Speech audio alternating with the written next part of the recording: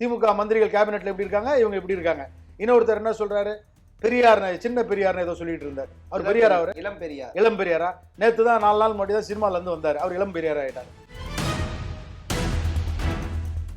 மாசு கிட்ட கொஸ்டினை கேட்டு அவர் என்ன சொல்றாரு, 0% கஞ்சான்ற 38,000 கடையில கஞ்சா இருக்குன்றத ஐடென்டிஃபை பண்ணியிருக்கிறாங்க. அதே ஏடிஎம்கேல பார்த்த அதே லீடர்ஸ் தான் இருக்காங்க, இந்த சைடு டிஎம்கேல பார்த்த அதே லீடர்ஸ் தான் இருக்காங்க. ஏன் நீங்க நான்லாம் வந்து அதிகாரத்துக்கே வரக்கூடாதா? இடத்தை அடைச்சிக்கிட்டு சிஎம் எல்லாம் பாத்தீங்கன்னா நடக்கவே முடியல, திருப்பி அதிகாரத்துக்கு வரணும்னு ஆசைப்படுற. இதெல்லாம் ஓவர்ல. அப்ப நாங்களா எதுக்கு இருக்கிறோம்? நான் அதிமுக, நான் வந்து அதிமுக ஓட்டு போட்டாலும் என் வீட்டில் இருக்க 4 பேரும் தாவேக்காக்கு தான் ஓட்டு போட ரெடியா இருக்காங்க. இல்ல அதாவது கூடுற கூட்டம், அதாவது குறிப்பா வந்து இந்த இதுல விமர்சனங்கள்லாம் வச்சோம்னா, ஏதாவது எந்த ஒரு நடிகர் நடிகை வந்தாலும் கூட்டம் சேரும். இல்ல sir, Kamal Haasan Rajya Sabha MP DMK இந்த கரூர்ல தெருவா சுத்தினாரு, 10 பேர் கூட போல. இப்படின்னு நிறைய முயற்சிகள், அதாவது முதலமைச்சரா இருக்கட்டும், துணை முதலமைச்சரா இருக்கட்டும், போற இடங்களா 200 தொகுதிகளுக்கு மேல திமுக வெற்றி பெறும். நீங்க டிஎம்கே பிரஸ்ஸா? நீங்க இல்ல டிஎம்கே பத்தி எந்த கேள்வியுமே இல்ல வருது.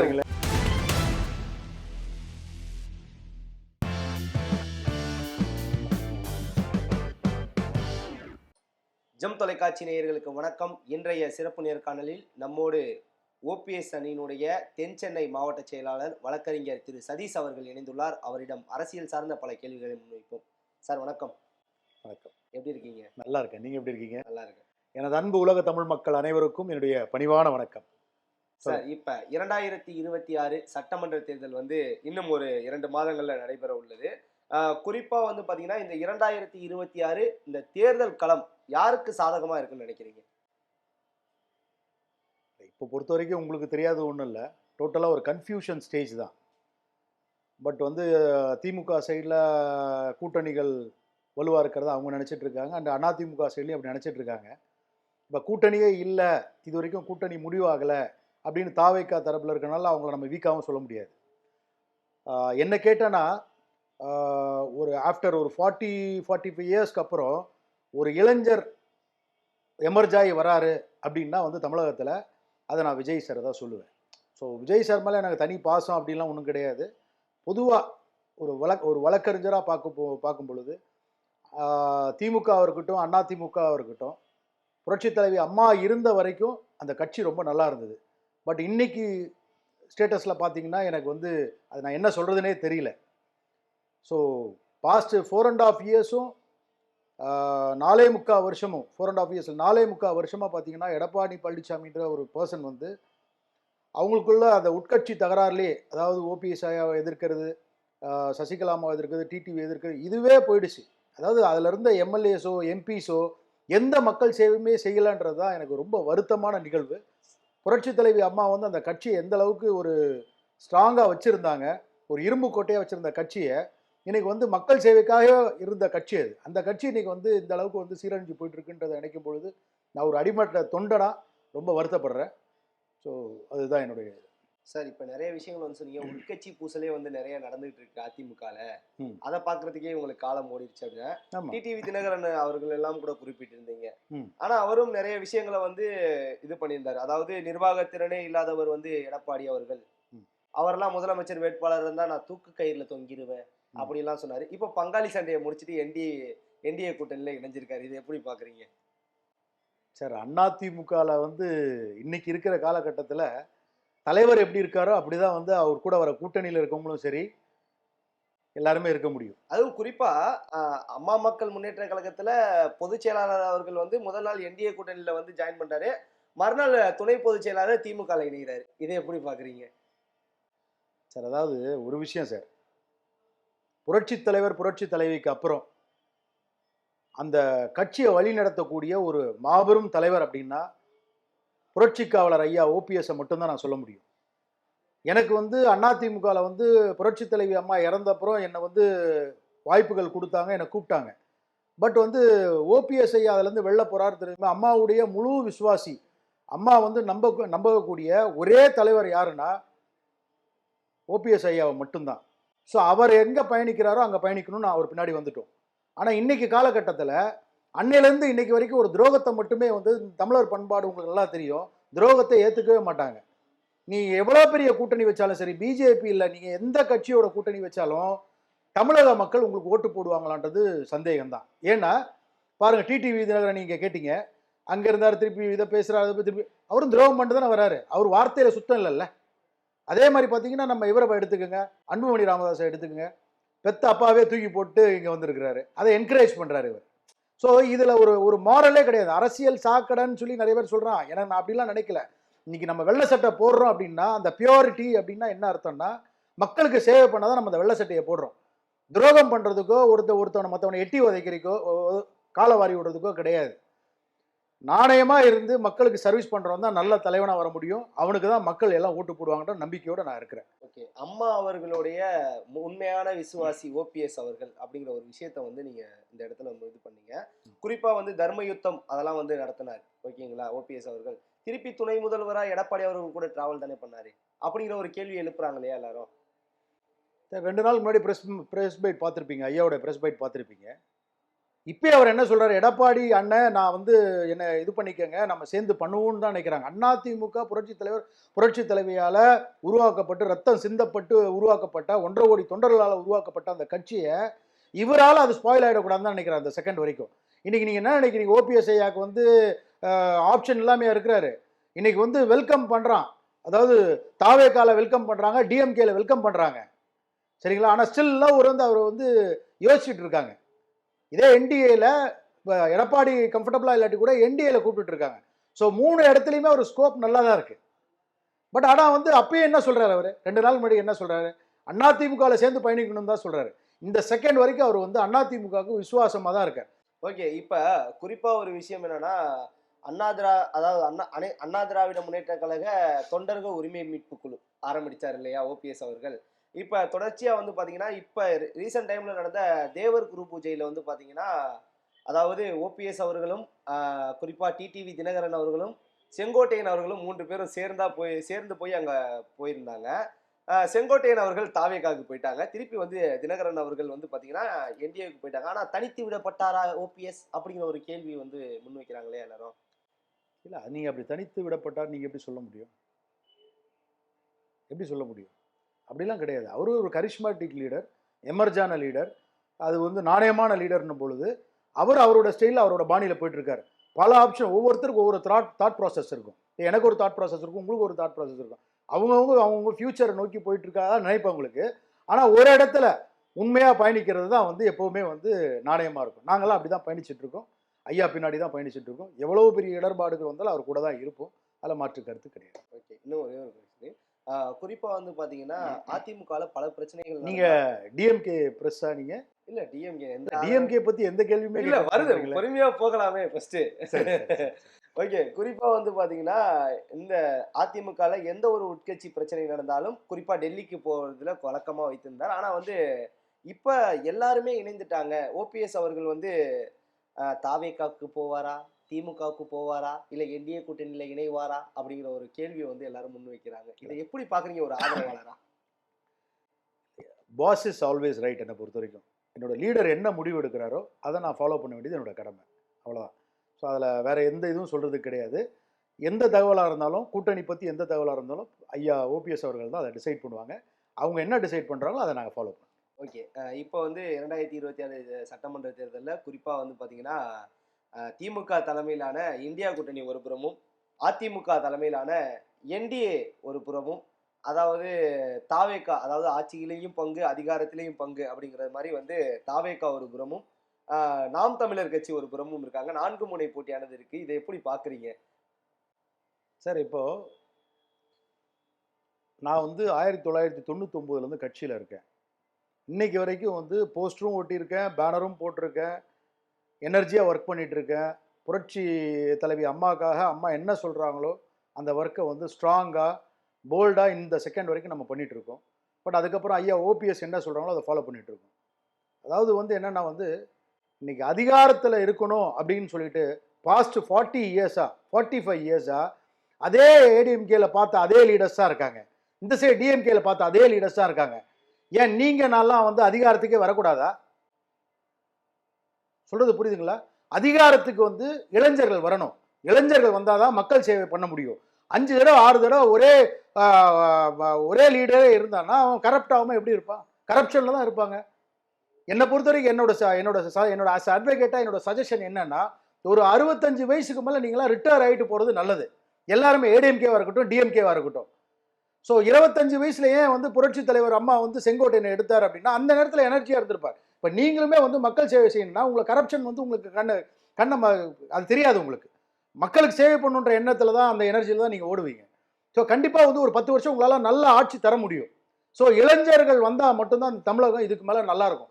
டிஎம்கேவோ ஏடிஎம்கேவோ வந்தா ஒண்ணுமே வந்து சரியா இருக்கான்றது என்னுடைய கருத்து. இன்னைக்கு வந்து டிஎம்கே ஏடிஎம்கே எதிர்த்து ஒரு லீடர் வந்து எமர்ஜ் ஆகி வரார் அப்படின்னா அது ரொம்ப பெரிய விஷயம். அந்த எமர்ஜென்சியான லீடர் யாருன்னு நினைக்கிறீங்க? நாம் தமிழர் கட்சி சீமான் அவர்கள் நினைக்கிறீங்களா, இல்ல தமிழக வெற்றி கழக தலைவர் விஜய் அவர்கள் நினைக்கிறீங்களா? இல்ல பேசுறது மட்டும் இல்லாம ஆக்ஷன் பிளானும் சேர்ந்த மாதிரி இருக்கு இல்லையா? அந்த லீடர் நான் சொல்றேன். அந்த லீடர் யாருன்னா விஜய் சாரை தான் நான் சொல்றேன். ஏன்னா வந்து இன்னைக்கு வந்து டிஎம்கேக்கும் சரி ஏடிஎம்கேக்கும் சரி இவ்வளோ டஃப் கேண்டிடேட் அவங்க நினைக்கிறானாலே அதுவே ஒரு வெற்றி தான்.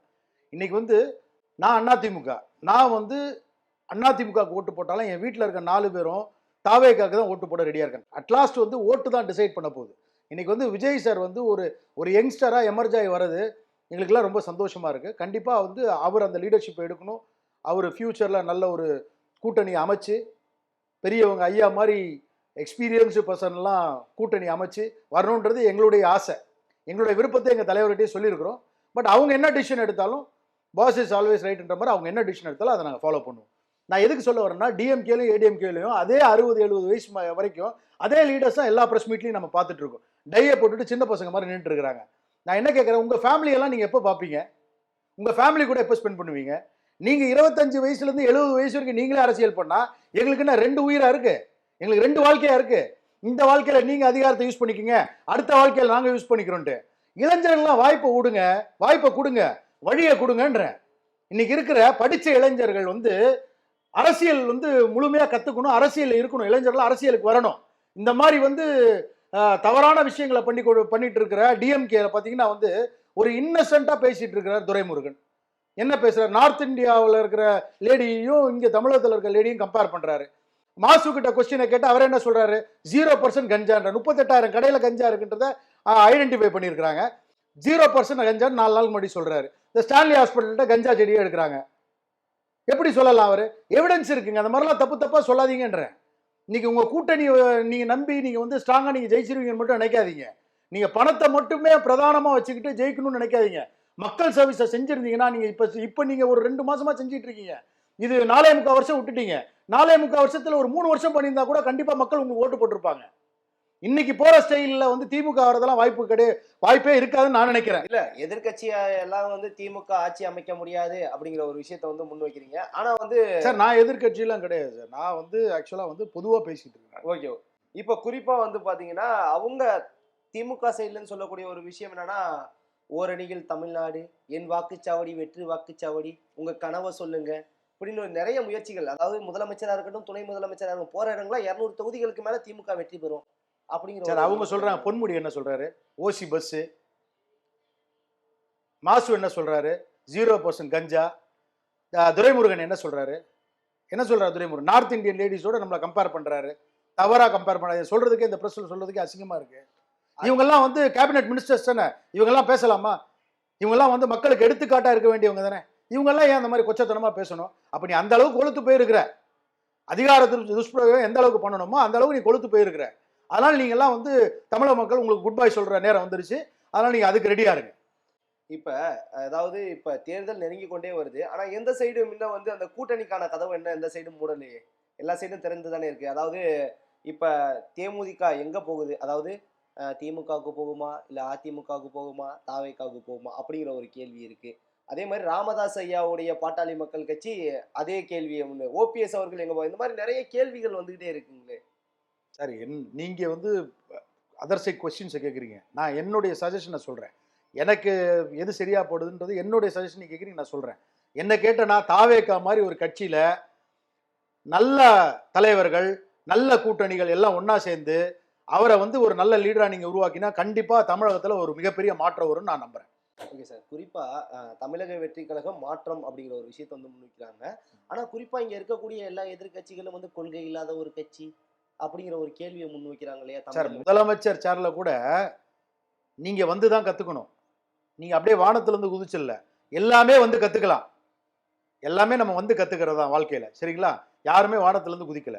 அதனால கண்டிப்பா வந்து அவருடைய நாலேஜ், அவருடைய பொறுமை, அதே மாதிரி வந்து யோசிச்சு நிதானமா பேசுறது, ஒரு டிப்ளமேட்டிக்கா நல்ல ஒரு டேலண்டடா அவர் வந்து இனோவேஷனா அந்த யங்ஸ்டர்ஸ்க்கு வந்து அவர் வந்து கைட் பண்றது, இதெல்லாம் பார்த்தீங்கன்னா அந்த கார்ப்பரேட்டா ஒர்க் பண்றது, இதெல்லாம் வந்து பார்த்தீங்கன்னா இன்னைக்கு கரண்ட் தமிழகத்துக்கு தேவையான ஒரு ஸ்ட்ராட்டஜியில தான் அவர் ஒர்க் பண்ணிட்டு இருக்கான்றது எல்லாரோட ஐடியாலஜி. அதே மாதிரி கருத்து கணிப்புல சும்மா அந்த டிஎம்கே வந்து எந்த கவர்மெண்ட் இருக்கோ அந்த கவர்மெண்ட் கருத்து கணிப்பு மேஜரா சொல்லுவாங்க. அதுதான் அது கருத்து திணிப்பு, அது கருத்து கணிப்பு கிடையாது. ஆனா மக்களுடைய கருத்து கணிப்பு தான் உண்மை. மக்கள் எல்லாம் விரும்புறது வந்து தாவேக்காவை விரும்புறாங்க. கண்டிப்பா வரட்டும். நல்ல லீடருக்கு நம்ம ஒரு வாய்ப்பை கொடுப்போம்.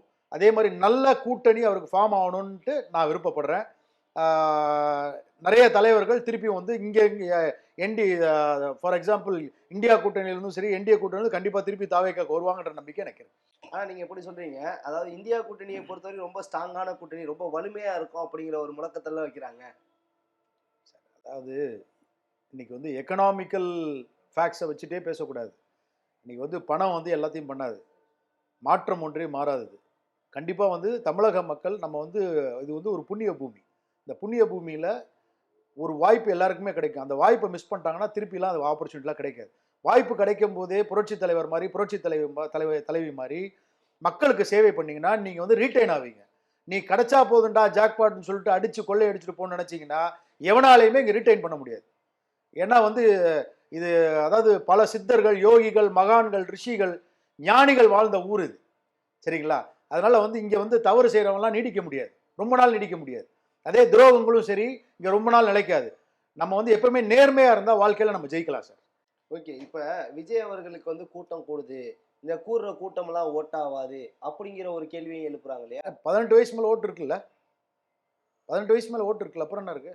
இல்ல அதாவது கூடுற கூட்டம், அதாவது குறிப்பா வந்து இந்த இதுல விமர்சனங்கள்லாம் வச்சோம்னா, ஏதாவது எந்த ஒரு நடிகர் நடிகை வந்தாலும் கூட்டம் சேரும்.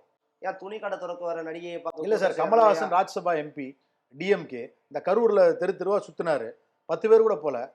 அவர் இவரோட பெரிய நடிகர் தான். ஸோ அதாவது கம்பேரிசனே வேண்டாம். நான் என்ன சொல்றேன்னா ஒரு நல்ல லீடரை எல்லாம் சேர்ந்து எமர்ஜ் பண்ணுங்கன்றேன். அதாவது இன்னைக்கு வந்து டிஎம்கேவோ ஏடிஎம்கேவோ இதுல வந்து எனக்கு தெரிஞ்ச லீடர்ஸ்லாம் வந்து ஜெனியூனா தெரியல. அதனால வந்து ஃபார் எக்ஸாம்பிள் ஏடிஎம்கேல பார்த்தீங்கன்னா சொல்லவே வேண்டாம். எலெக்ஷன் வந்து அதாவது எலெக்ஷன் பேர்டு ஒருத்தர் இருக்காரு. யாருன்னா வந்து அந்த சி வி சண்முகம். அவர் எலெக்ஷனுக்கு வந்து காய்ச்சி மூச்சுன்னு கத்திட்டு ஓடிடுவார். அதே மாதிரி இந்த ஆர்பி உதயகுமார், அவர் பேசுறது அவருக்கே புரியாது. சரிங்களா? அப்புறம் இப்போ ரீசெண்டாக ஒருத்தர் ஏதோ ஒன்று சொல்லிட்டு இருந்தார், பேர் கூட நல்ல பேருங்க, ராஜேந்திர பாலாஜியா, அவர் ஏதோ தகவல்லாம் சொல்லிட்டு இருந்தார், தப்பா பேசிட்டு இருந்தார். அப்படிலாம் தெரியல அந்த இன்ஃபர்மேஷன். தெரியும். என்ன சொன்னார் சொல்லுங்க. குறிப்பா வந்து திமுக ஆட்சியில வந்து நீங்க பிரிச்சுட்டீங்க, கணவன் மனைவி காதலர்கள்லாம் பிரிச்சு. என்ன சார் வேர்டு இது? அதே ஓசி பஸ். அவர் அதென்ன சொன்னாரு? அவர் என்ன சொன்னாரோ, திமுக என்ன சொன்னாரோ அதே அவர் முன்மொழிகிறார், அவர் வழிமொழிகிறார். இதுதான் அதான் இவனுங்க பேட்டர்னே இதுதான். ஏன்னா ரொம்ப நாள் வந்து இந்த அரசியல்ல இந்த அரசாங்கத்துல ரொம்ப நாள் பதவியில இருந்தா கரப்ட் ஆயிடுறாங்க. என்ன பண்றது? காமராஜர் மாதிரியோ புரட்சி தலைவர் மாதிரியோ புரட்சி தலைவர் மாதிரியோ இல்ல, ஒரு சிலர் கிடையாது. ஸோ அதனால இவங்களை பத்தி நம்ம பேசி நம்ம நேரத்தை வீணடிக்க வேண்டாம். ஜெயக்குமார்லாம் எடுத்துக்கங்க, பிஜேபி கூட்டணினால நான் தோத்தே போனேன்னாரு. இப்போ என்ன எங்க போனார்? ஆள் அட்ரஸே காண. ஒரு 10-20 நாளா எடப்பாடி கூப்பிட்டு வான் பண்ணிட்டாரா என்னன்னு தெரியல. ஆள் அட்ரஸே காண. கொஞ்ச நாள் சிந்துன்னு சொல்லிட்டு தமிழ்நாடு ஃபுல்லா ஃபிளாஷ் ஆகிட்டு இருந்தாரு. கொஞ்ச நாள் பார்த்தோன்னா இப்போ எடப்பாடி பழனிசாமி கூப்பிட்டு ஏதோ ராடு விட்டதான் நான் கேள்விப்பட்டேன். ஆள் அட்ரஸே காண மனுஷன். Okay sir. ஆனா இதான் அண்ணா திமுக, அதுதான் திமுக. திமுக மந்திரிகள் கேபினெட்ல எப்படி இருக்காங்க, இவங்க எப்படி இருக்காங்க. இன்னொருத்தர் என்ன சொல்றாரு, பெரியார், சின்ன பெரியார்னு ஏதோ சொல்லிட்டு இருந்தார். அவர் பெரியார், அவர் இளம் பெரியாரா? நேற்று தான் 4 நாள் மட்டும் தான் சினிமால இருந்து வந்தார், அவர் இளம் பெரியார் ஆயிட்டாரு. ஸோ இவனுக்கு என்ன வேணாலும் டிசைனா இவனுக்கு பிடிச்ச மாதிரி எப்படி வேணாலும் பேசிப்பாங்க. இதெல்லாம் கேட்கறதுக்கு மக்கள் கிடையாது. நான் சொன்னல, தமிழகம் வந்து ஒரு புண்ணிய பூமி. இந்த புண்ணிய பூமியில இருந்து நீ நல்லது செஞ்சனா, நீ மக்களுக்கு சேவை செஞ்சனா, நீ ரொம்ப நாள் ரீட்டைன் ஆகலாம். நீயும் அதிகாரத்தில் இருக்க. அதே மாதிரி எல்லாருக்கும் வந்து தாழ்மையான வேண்டுகோள். அரசியல்வாதிகளுக்கு எல்லாருக்குமே ஒரு தாழ்மையான வேண்டுகோள். ஒரு 65 வயசு வரைக்கும் வெறி பிடிச்சி காலில் இருந்து நைட்டு வரைக்கும் சாப்பிடாமலாம் கஷ்டப்பட்டு ஓடிட்டு இருக்கீங்க. சரிங்களா? உங்க குழந்தையும் உங்க ஃபேமிலியை போய் பாருங்க. உங்க ஃபேமிலியை பாருங்க. முதல்ல உங்க ஃபேமிலியே நீங்க பார்க்கல. அப்புறம் நீங்கள் வந்து மக்களை என்ன பார்க்க போறீங்க? 65 வயசுக்கு மேலே எங்க அரசியல் பண்ணுறீங்க? ரிட்டையர் ஆகிட்டு போங்க. இடத்த அடைச்சிக்கிட்டு இப்போ சிஎம் எல்லாம் பார்த்தீங்கன்னா நடக்கவே முடியல. திருப்பி அதிகாரத்துக்கு வரணும்னு ஆசைப்படுற, இதெல்லாம் ஓவர்ல. அப்போ நாங்களாம் எதுக்கு இருக்கிறோம்? நாங்களாம் மக்கள் செய்ய மாட்டோமா? மாற்றம் ஒன்றே மாறாது சார். மாறும் சார், தமிழகத்தில் மாறும் சார் எல்லாமே. ஓகே சார், உங்க சிறப்பான தகவலுக்கு ரொம்ப நன்றி. நன்றி சார், நன்றி சார்.